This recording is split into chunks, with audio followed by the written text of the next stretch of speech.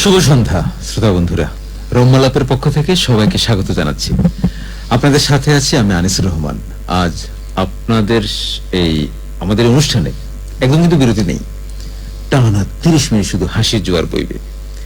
আর এই জোয়ারে আপনাদের ভাসিয়ে নিয়ে যেতে আমার সাথে আজ স্টুডিওতে উপস্থিত আছেন দুজন তুখুর কৌতুকশিল্পী, স্নেহাশিস বড়ুয়া এবং পম্পি বড়ুয়া। শ্রোতা বন্ধুরা, আপনারাও চাইলে আমাদের সাথে যোগ দিতে পারেন এবং সরাসরি যুক্ত হয়ে ফেসবুকে কমেন্ট করতে পারেন fb.com/bbr এই ঠিকানায়। আপনাদের পাঠানো কৌতুকগুলো আমরা আমাদের অনুষ্ঠানে প্রচার করব।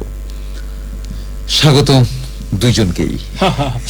আসলে কি বলবো, আজকের রম্যালাপে আরিস ভাই আপনাকে পেয়ে আবারও ধন্য হলাম, তাই আপনাকে দিচ্ছি ধন্যবাদ।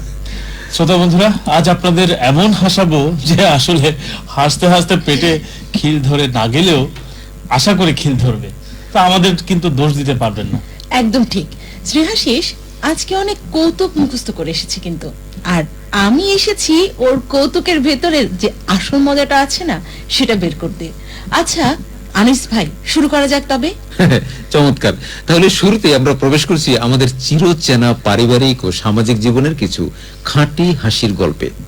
পম্পি, তোমার ঝুলি থেকে প্রথম কৌতুকটা একটু বের করো না দেখি। আচ্ছা আনিস ভাই, তবে শুনুন। এক স্বামী অফিস থেকে ফিরে দেখলো তার স্ত্রী ভীষণ মন খারাপ করে বসে আছে। আচ্ছা। এখন স্বামী জিজ্ঞেস করলো, কি হয়েছে ভাগ্যবতী, মুখ হাঁড়ি করে বসে আছো কেন? তখন স্ত্রী কেঁদে কেঁদে বলল, আজকে রান্না করতে গিয়ে আমার খুব প্রিয় একটা রান্নার বইয়ের পাতা ছিঁড়ে গেছে। তখন স্বামী আদর করে বলল, আরে এতে কাঁদার কি আছে, আমি নতুন বই কিনে দেব, কোন পাতাটা ছিঁড়েছে বলো? তখন স্ত্রী চোখ মুছে মুছে বলল, আরে ওই মাংস রান্নার পাতার শেষ অংশটা, যেখানে লেখা ছিল এরপর আধা কাপ জল দিয়ে 2 মিনিট পর নামিয়ে রাখুন। এখন আমি মাংসটা কড়াই থেকে নামাতেই পারছি না, 3 ঘন্টা ধরে ওটা ওই চুলোতেই আটকে আছে। বাহ বাহ বাহ, যে রাধুনী! তা পম্পি, স্ত্রীদের কথা যখন তুললে তখন স্বামীদের বুদ্ধির একটা গল্প শোনো। এক লোক তার বন্ধুর কাছে দুঃখ করছে। তো প্রথম বন্ধু, ভাই আমার স্ত্রী কাল রাতে আমাকে ঘর থেকে বের করে দিয়েছে। তো দ্বিতীয় বন্ধু বলছে, সে কি, কেন? তো প্রথম বন্ধু বলছে, আরে ও কাল রাতে একটা সুন্দর শাড়ি পরে এসে বলল, বলো তো আমাকে কেমন লাগছে? আমি সত্যি কথাটাই বললাম। দ্বিতীয় বন্ধু বলল, কি বলেছিল? প্রথম বন্ধু বলছে, আমি বললাম তোমাকে একদম পরীর মতো লাগছে, তবে ডানা দুটোর বদলে যদি একটা ঝাড়ু থাকতো তাহলে তোমাকে চেনা আরো সহজ হতো। স্নেহাশিস, এই সত্যি কথা বলার সাহস কিন্তু সব স্বামীর থাকে না রে ভাই, তবে স্ত্রীদের বুদ্ধির কিন্তু পুরো তুলনা হয় না। এই যেমন এক ভদ্র মহিলা ডাক্তারের কাছে গেছেন, তো মহিলা এবং ডাক্তারের সাথে কথা হচ্ছে। তো মহিলা বলছে, ডাক্তার বাবু, আমার স্বামী ইদানিং ঘুমের ঘরে কেমন যেন অদ্ভুত সব কথা বলেন। তো ডাক্তার বলছে, তো এর জন্য আমি ওষুধ দিতে পারি।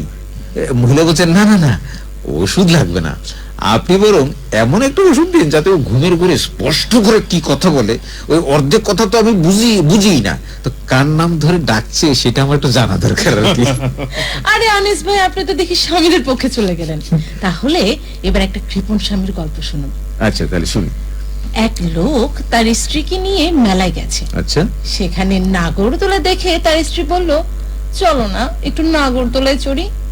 তখন স্বামী বলল, আরে না না, ওটার টিকিটের দাম 50 টাকা, অনেক টাকা। নাগরদোলার মালিক তাদের কথা শুনে বলল কি, ঠিক আছে আপনারা উঠুন, যদি পুরো চক্করে আপনারা একটাও শব্দ না করেন, চিৎকার না করেন, তবে আপনাদের কোনো টাকা দিতে হবে না। আর যদি একটাও শব্দ করেন তবে কিন্তু 100 টাকা দিতে হবে। তার মানে ডাবল? হ্যাঁ ডাবল। কিন্তু এতে স্বামী রাজি হয়ে গেল, খুবই খুশি, টাকা দিতে হবে না। নাগরদোলা ঘুরলো, ঝাঁকুনি দিল, উল্টো হলো, কিন্তু স্বামীর মুখ থেকে কোনো শব্দ বের হলো না। নামার পর মালিক বলল, বাহ আপনি তো দারুণ লোক, একটাও শব্দ করেননি।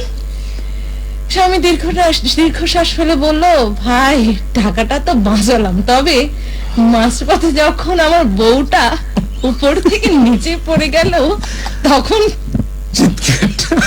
তখন আর আটকে রাখতে পারে না। আটকে রাখতে পারলো না। ওই টাকার জন্য। না না, এটি কষ্ট, বউটা তো উপর থেকে নিচে পড়ে গেছে, আচ্ছা। তখন সে শুধু একাই আছে, সে তো আর চিৎকার দেওয়ার মতো হাসার মতো অবস্থায় ছিল না। অসাধারণ শুনলাম, বাপরে বাপ, কি যে হাসালে। 50 টাকা বাঁচাতে বউ ফেলে দিল। আচ্ছা, কৃপণী নিয়ে আমার কাছে আরেকটা দারুণ কৌতুক আছে। আজ ভাই যদি অবহিদের বলতে পারি। বলো বলো বলো। এক কৃপণ লোক মরার মুখে সে বিছানায় শুয়ে ক্ষীণ কণ্ঠে ডাকছে, বউ তুমি কোথায়? বউ কেঁদে কেঁদে বলল, এই তো আমি তোমার পাশে। তো লোকটি, আমার ছেলে বল্টু কোথায়? তো বল্টু বলল, বাবা আমি তোমার পায়ের কাছে। তো লোকটি বলছে, আমার মেয়ে মন্টু কোথায়? তো মেয়ে বলছে, বাবা আমি তোমার মাথার কাছে। তখন কৃপণ লোকটি হঠাৎ বিছানা থেকে ধরফরিয়ে উঠিয়ে চেঁচিয়ে বলল, তোরা সবাই যদি আমার কাছেই থাকিস, তবে পাশের ঘরের ফ্যান আর লাইটটা কি জ্বালিয়ে রেখেছে, ওটার বিল কে দেবে? মানে মরার আগেও কৃপণতা তার করতেছে না। চমৎকার। শ্রোতা বন্ধুরা, আমরা কৌতুকের এমন এক পর্যায়ে আছি যেখানে হাসির গাড়ি থামানো নিষেধ। চলুন এবার একটা স্কুল জীবনে ফিরে যাওয়া যাক। স্নেহাশিস, স্কুল জীবনের কোনো মজার কোনো ঘটনা মনে পড়ছে কি তোমার? হ্যাঁ আজ ভাই, যেহেতু স্কুল জীবনের কথা বলছেন, তাহলে একটু স্কুলের গল্প শুনুন। শিক্ষক ক্লাসে এসে বলল বল্টুকে, তো বল্টুকে দাঁড় করালেন। শিক্ষক বলছে, বল্টু বলো তো সিংহাসন শব্দের অর্থ কি? তো বল্টু বলছে, স্যার সিংহাসন প্লাস আসন, অর্থাৎ যে আসনে সিংহ বসে। তো শিক্ষক খুশি হয়ে বললেন, সাবাস, এবার বলো তো ডালপুরি মানে কি? বল্টু বুক ফুলিয়ে বলল, স্যার ডাল প্লাস পুরি, অর্থাৎ যে ডালে পরীরা এসে বসে। আরে বল্টুর মাথা তো দেখি খাঁটি গোবরে ভরা। আমাদের মন্টু কিন্তু আরো এক কাঠি উপরে, জানেন? কিরকম? একদিন শিক্ষক মন্টুকে জিজ্ঞেস করলো, শিক্ষক মন্টু ইংরেজিতে একটি বাক্য বলো তো যেখানে আই শব্দের ব্যবহার আছে। তখন মন্টু উত্তর দিল, sir I am the manager. শিক্ষক তখন বললেন, গুড, এবার ওই বাক্যটাকে ভবিষ্যৎকাল বা ফিউচার টেন্সে রূপান্তর করো। মন্টু 1 সেকেন্ড করে ভাবলো, তারপর বলল, sir I am the general manager. মানে পরের পজিশন একেবারে বাড়াই দিছে আর কি। ছাত্ররা তো আসলে এমনই হয়, তবে পরীক্ষার খাতার উত্তর কিন্তু আরো মারাত্মক। একবার এক ইতিহাসের শিক্ষক খাতা দেখছিলেন, তো প্রশ্নে লেখা ছিল, বাবরের মৃত্যুর পর সিংহাসনে কে বসেছিলেন? তো এক ছাত্র কি উত্তর লিখেছে জানো? কি? বাবরের মৃত্যুর পর সিংহাসনে অত্যন্ত ধুলাবালি বসেছিল, কারণ অনেকদিন ওটা পরিষ্কার করা হয়নি স্যার। ভুল তো লেখেনি আনিস ভাই, ঠিকই বলেছ। বাস্তবসম্মত উত্তর। তো বল্টুর আরেকটা পরীক্ষার খাতার গল্প বলে। শুনি তাহলে। হ্যাঁ, বলো। বিজ্ঞানের পরীক্ষা ছিল, তাই নাকি? প্রশ্ন এসেছে, একটি পাত্রে দুধ রেখে দিলে তা দই হয়ে যায় কেন? বল্টু উত্তরে লিখেছেন, কারণ পাত্রটির চারপাশে মশা, মাছি আর তেলাপোকায় পাহারা দেয় না। যদি একটা বিড়াল পাহারা দিত, তবে দুধ দই হওয়ার কোনো সুযোগই পেত না, সরাসরি বিড়ালের পেটে চলে যেত। বাহ, কি বুদ্ধি! আরে বল্টুর এই উত্তর দেখলে তো বিজ্ঞান শিক্ষক নিজেই দহে যেতেন। আচ্ছা স্নেহাশিস, ব্যাকরণ নিয়ে তো অনেক কৌতুক আছে, জানা আছে তাই না? হ্যাঁ অবশ্যই। এই যেমন ধরো, শিক্ষক মন্টুকে জিজ্ঞেস করলেন, মন্টু চোর পালালে বুদ্ধি বাড়ে, এর একটা বাস্তব উদাহরণ দাও তো। তো মন্টু বলল, স্যার কাল রাতে আমাদের বাড়িতে চোর এসেছিল, আব্বু টের পেয়ে কম্বলের নিচে চুপচাপ শুয়ে রইল। চোর চলে যাওয়ার ঠিক 2 মিনিট পর আব্বুর এত বুদ্ধি বেড়ে গেল যে আব্বু লাঠি হাতে দিয়ে পুরো পাড়া চিৎকার করে মাথায় তুললো, চোর চোর চোর বলে। বাবার বুদ্ধির প্রশংসা করতেই হয়, তবে শিক্ষকদের মাথা খারাপ করতে ছাত্রদের জুড়ে নিয়ে আসলে। একদিন এক শিক্ষক ক্লাসে এসে বললেন, আজকে আমি তোমাদের সাধারণ জ্ঞানের পরীক্ষা নেব, যে আমার প্রথম প্রশ্নের উত্তর সঠিক দিতে পারবে তাকে আজ কোনো বাড়ির কাজ মানে হোমওয়ার্ক দেব না। তো সবাই খুশি। তো শিক্ষক বললেন, তাহলে প্রথম প্রশ্ন, বলতো প্রশান্ত মহাসাগরে মোট কত লিটার জল আছে? পুরো ক্লাস নিস্তব্ধ। তখন পেছন থেকে বল্টু একটা ডাস্টার জানলা দিয়ে বাইরে ফেলে দিল। শিক্ষক রেগে বললেন, এই বেটা, ডাস্টারটা বাইরে কে ফেললো? বল্টু দাঁড়িয়ে বলল, স্যার আমি ফেলেছি। এটা আপনার দ্বিতীয় প্রশ্ন ছিল? প্রথম প্রশ্নের উত্তর তো আমরা কেউ জানি না, তাই ওটা বাদ। বল্টুর চালাকি কিন্তু অসাধারণ। আচ্ছা আনিস ভাই, স্কুল তো পার হলো, এবার চলুন সমাজের কিছু অদ্ভুত চরিত্রের দিকে যাই। যেমন? যেমন আমাদের পাড়ার এক ডাক্তার বাবু। আচ্ছা ডাক্তার বাবুর কাছে একদিন এক রোগী এসেছে। আচ্ছা। রোগী বলছে, ডাক্তার বাবু আমার অদ্ভুত একটা রোগ হয়েছে, আমি যাই ভাবি কিছুক্ষণ পর সব ভুলে যাই। তাই নাকি? ডাক্তার বাবু চশমাটা ঠিকঠাক করে বললেন, আচ্ছা তা এই রোগটা আপনার কতদিন ধরে হয়েছে? রোগী অবাক হয়ে জিজ্ঞেস করলো, কোন রোগটা ডাক্তার বাবু? মানে সেটাই ভুলে গেছে। রোগী তো সঙ্গে সঙ্গে ভুলে গেল। তাহলে ডাক্তারের কথা যখন বললে তখন এক নতুন ডাক্তারের গল্প বলি শোনো। এক নতুন ডাক্তার প্রথম দিন চেম্বারে বসছেন। তো এমন সময় এক লোক রুমে ঢুকলো। ডাক্তার ভাবলেন প্রথম দিনই একটা রোগী এসছে, একটু ভাব দেখানো দরকার। তো তিনি লোকটিকে বসতে বলে টেবিলের উপর রাখা ল্যান্ডফোনটা কানের কাছে নিলেন। তো তারপর কি করলেন, ওই বানিয়ে বানিয়ে বলতে লাগলেন, হ্যাঁ ওই মিনিস্টার সাহেব, আপনার ওদিকের কাজটা আমি একদম করে দেবো, আর কোনো চিন্তা করবেন না, কাল সকালে চলে আসুন। তো ফোনটা রেখে ডাক্তার দেমাক নিয়ে আগন্তুক ওই রোগীকে জিজ্ঞেস করলেন, তা বলুন আপনার কি সমস্যা? তো লোকটা বিনীতভাবে কাতর মাতর হয়ে বললেন, স্যার আমি কোনো রোগী নই, আমি জাস্ট কাস্টমার কেয়ার থেকে এসেছি। আপনার ওই ফোনের তারটা পেছনের লাইন পিনের সাথে জুড়তে এসেছি, লাইনটা তো কাটা। ওরে বাপ রে বাপ, এমন ডাক্তার! আর ডাক্তারের তো ইজ্জতের ফালুদা হয়ে গেছে। আমাদের জ্যোতিষীদের অবস্থাও কিন্তু একই রকম। কিরকম? তো আনিস ভাই আবার যদি একটু অভয় দেন বলতে। না না না, অবশ্যই অবশ্যই, আমাদের শ্রোতারা শুনছে তো। তো এক লোক গেছে এক নাম করা জ্যোতিষীর কাছে ভাগ্য পরীক্ষা করতে। তো জ্যোতিষী তার হাত দেখে বললেন,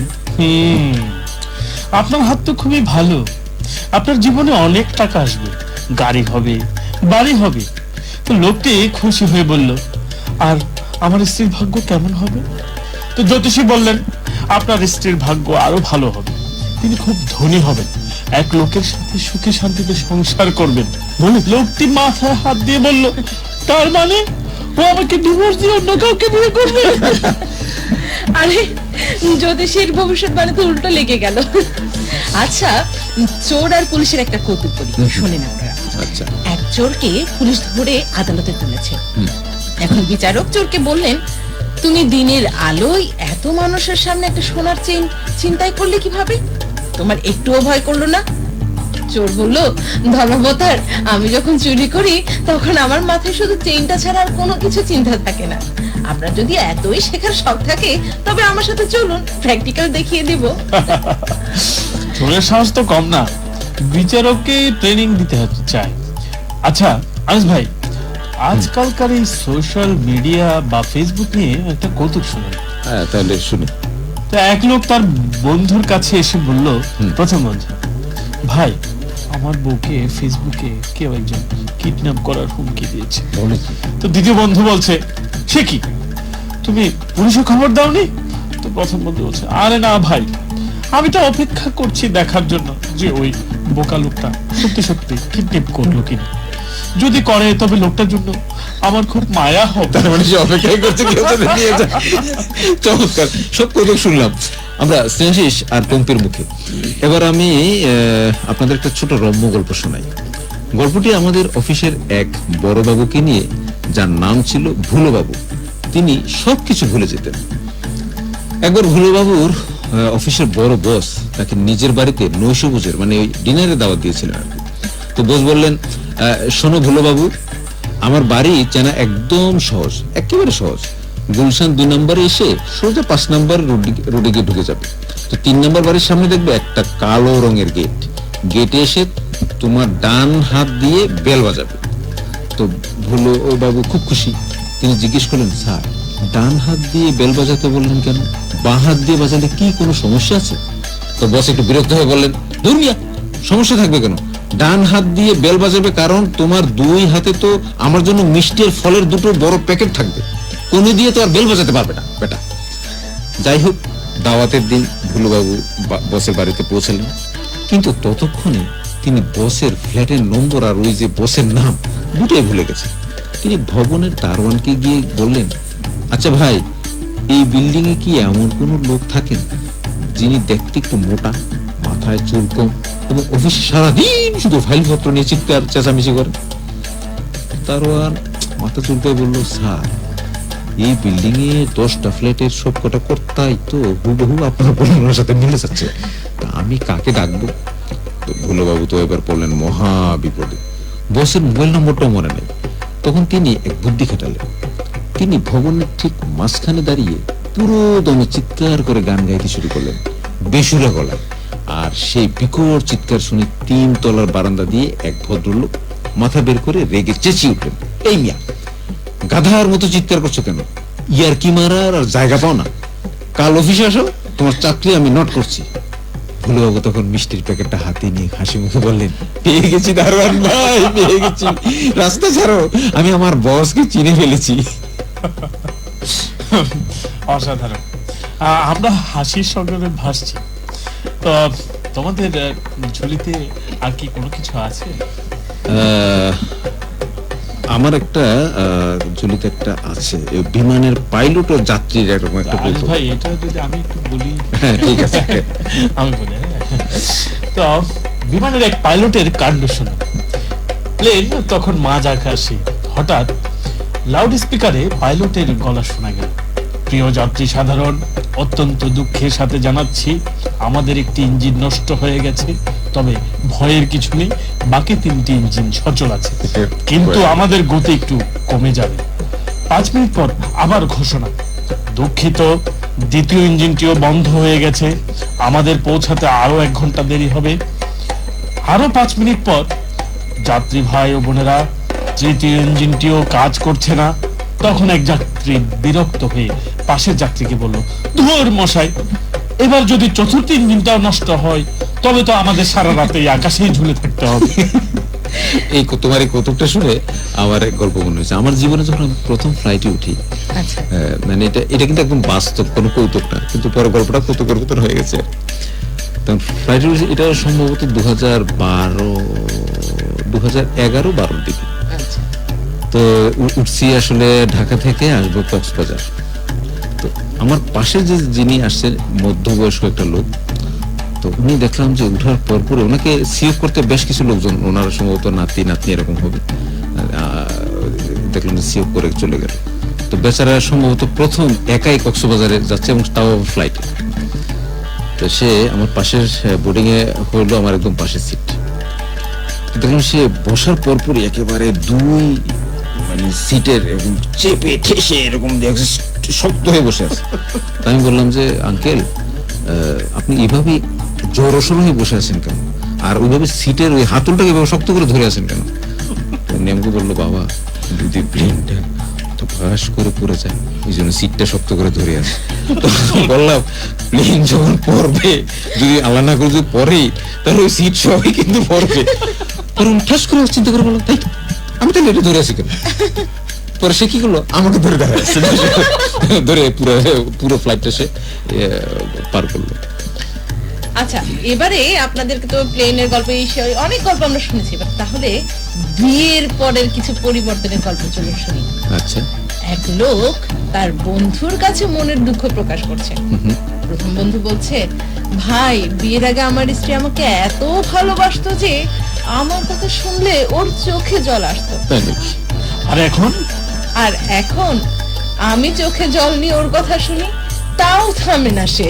বাহ, অসাধারণ। তো আজ ভাই, অলৌকিক চা নিয়ে একটা তো এক লোক চায়ের দোকানে গিয়ে বলল, মামা, আমাকে 1 কাপ অলৌকিক চা দাও তো। তো দোকানে অবাক হয়ে বলল, অলৌকিক চা মানে কি স্যার? তো লোকটি বলল, মানে হলো চায়ে চিনি থাকবে না কিন্তু মিষ্টি লাগবে, পাতা থাকবে না কিন্তু লিকার করা হবে, আর কাপে দুধ থাকবে না কিন্তু রংটা সাদা হবে। দোকানে কিছুক্ষণ ভেবে বলল, স্যার, আপনি একটু কষ্ট করে পাশের মেন্টাল হাসপাতালে যান, ওখানে চায়ের অর্ডার নেওয়া হয়। আচ্ছা, চাকরি নিয়ে গল্প শুনছিলাম, তো আপনাদেরকে একটা নতুন চাকরি আর বুদ্ধিমান কর্মচারীর একটা গল্প শোনাই। আচ্ছা শুনি তাহলে। এক ছেলে নতুন একটা বড় কোম্পানিতে ইন্টারভিউ দিয়েছে, চাকরিও পেয়েছে।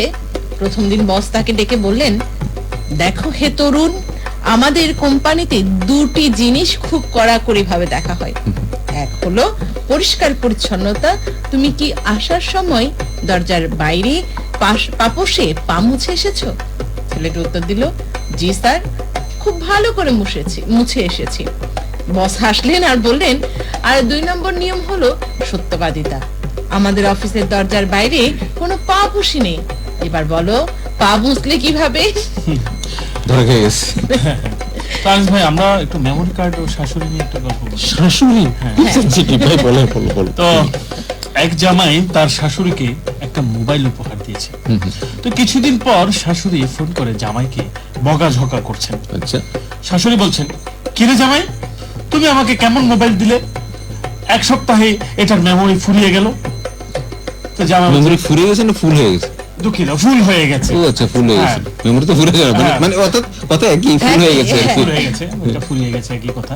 তো জামাই বলছে, সে কি আম্মা জান, 16 জিবি মেমোরি এত তাড়াতাড়ি ফুল হয় কিভাবে? আপনি কি লোড করেছেন? আচ্ছা। তো শাশুড়ি বলছে, আরে আমি কিছু লোড করিনি, এই যে তুমি মোবাইলের ভেতর ফ্লাইট মোড অন্য অন করে দিয়েছিলে, তো ব্যাস পাড়া সব মশা এসে মোবাইলের ভেতর ঢুকে বসে আছে, জায়গা খালি থাকবে কিভাবে? ফ্লাইট মোডে দিয়ে মজা মজা চলে আসছে। আচ্ছা, এবার একটা চোরের সততা নিয়ে বলি। চোর? আবার সত? আচ্ছা, চোরের interesting সততা। তো। পুলিশ এক চোরকে ধরে জেরা করছে। আচ্ছা। পুলিশ বলছে, তুই ওই বাড়িতে চুরি করতে ঢুকে শুধু নগদ টাকার গয়না নিলি কেন? দামি দামি কাপড় আর ল্যাপটপ তো ওখানেই ছিল।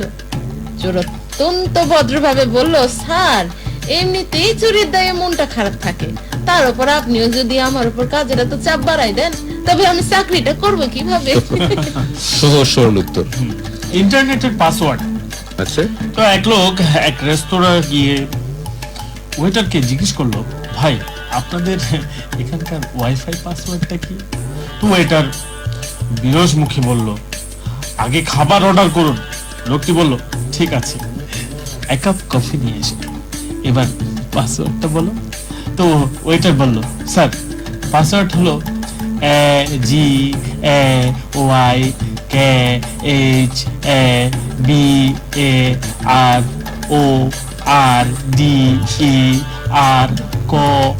দুঃখিত, KORUN। তার মানে আগে খাবার অর্ডার করুন। সব বড় হাতের অক্ষরে।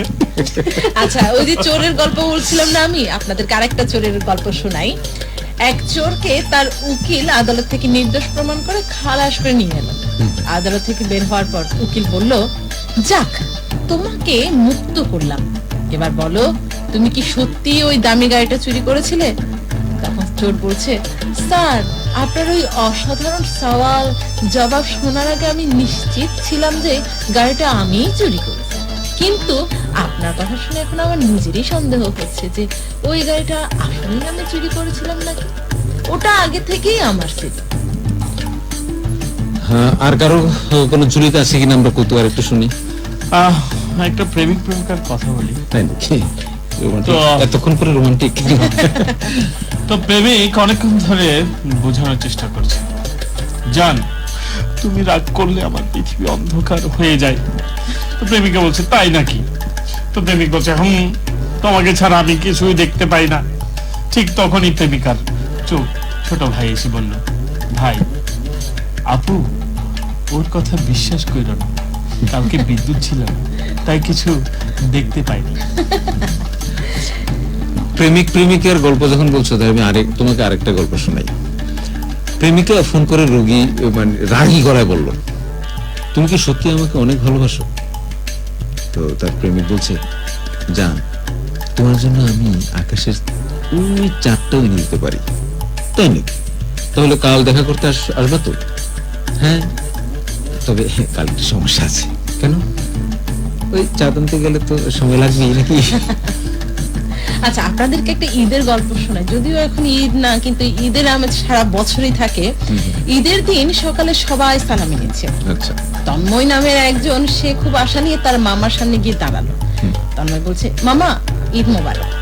মামা বলছে, ঈদ মোবারক বাবা। তন্ময় হাত বাড়িয়ে দাঁড়িয়ে রইল। মামা বলল, কি হলো? তন্ময় বলছে, মামা সালামি। মামা পকেট থেকে 20 টাকা বের করে দিল।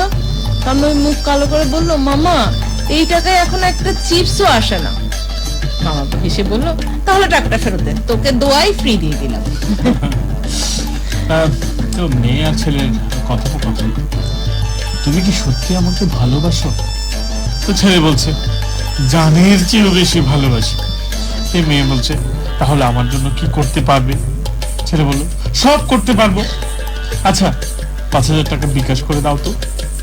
ছেলে, এই মুহূর্তে ভালোবাসাটা একটা ওয়াইফাই সমস্যায় আছি, শোনা যাচ্ছে না। মানে কানেকশন দুর্বল। হ্যালো হ্যালো, কানেকশন দুর্বল, টাকা সেন্ড হচ্ছে না। হ্যালো। মেয়ে আজ বলছে তার বন্ধুকে, আমি আজ থেকে ডায়েট শুরু করবো।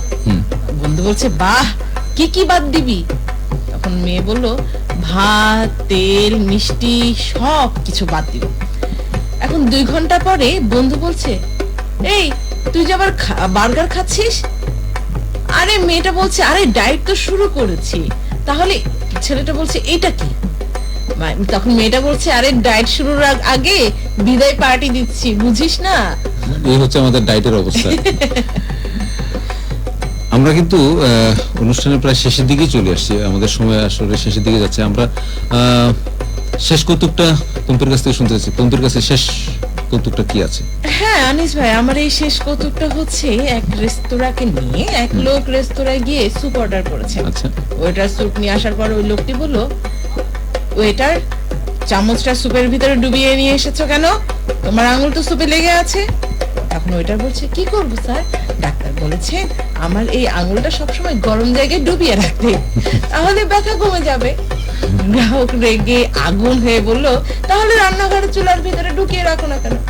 ওয়েটার মাথা চুলকে বল, স্যার কাস্টমার যখন থাকে না তখন তো ওখানেই রাখি, এখন আপনি এসেছেন তাই আপনার সুপের বাটিটা ব্যবহার করলাম। ওরে বাবা, এই সুপার খাওয়া লাগবে না। শ্রোতা বন্ধুরা, আরেকটা শেষ কৌতুক আনিস ভাই আমি বলি। তো 2 বন্ধুর মধ্যে কথোপকথন হচ্ছে। তো প্রথম বন্ধু বলছে, দোস্ত কাল রাতে আমাদের বাড়িতে চোর ঢুকেছিল। দ্বিতীয় বন্ধু, বলিস কি, কিছু নিয়ে গেছে? তো প্রথম বলছে, আরে না, চোরটা যখন আলমারি ভাঙার চেষ্টা করছিল তখন আমার ঘুম ভেঙে যায়। আমি চোরের পেছন পেছন গিয়ে ফিস ফিস করে বললাম, দোস্ত কষ্ট করে লাভ নেই, চাবিটা বালিশের নিচে আছে, নিয়ে খোলো। 4টা চাবি খুঁজতে গিয়ে আমার মায়ের হাতে লাঠি বাড়ি খেলো। চমৎকার, মানে বুদ্ধিমান বন্ধু বটে। শ্রোতা বন্ধুরা, হাসতে হাসতে কিভাবে যে আমাদের আজকে নির্ধারিত সময় পার হয়ে গেল আমরা নিজেরাও টের পাইনি। শুধু আপনাদের মুখে এক চিলতে হাসি ফোটানো ছিল আসলে আমাদের আজকের অনুষ্ঠানের একমাত্র লক্ষ্য। স্নেহাশিস এবং পম্পি, তোমাদের দুজনকে অসংখ্য ধন্যবাদ স্টুডিওতে আসার জন্য, আমাদের শ্রোতাদেরকে মজার মজার হাসির কৌতুক শোনানোর জন্য। ধন্যবাদ আনিস ভাই, এবং ধন্যবাদ প্রিয় শ্রোতাদের, সবসময় হাসি মুখে থাকো। সবাই ভালো থাকবেন, সুস্থ থাকবেন, খোদা হাফেজ। শ্রোতা বন্ধুরা, আজকের মতো আমি আনিসুর রহমানও আজকে আপনাদের কাছ থেকে বিদায় নিচ্ছি। আগামীতে আবারও দেখা হবে নতুন কোনো আয়োজনে। ততক্ষণ পর্যন্ত সবাই ভালো থাকুন, সুস্থ থাকুন, আর বেশি বেশি হাসি খুশি থাকুন।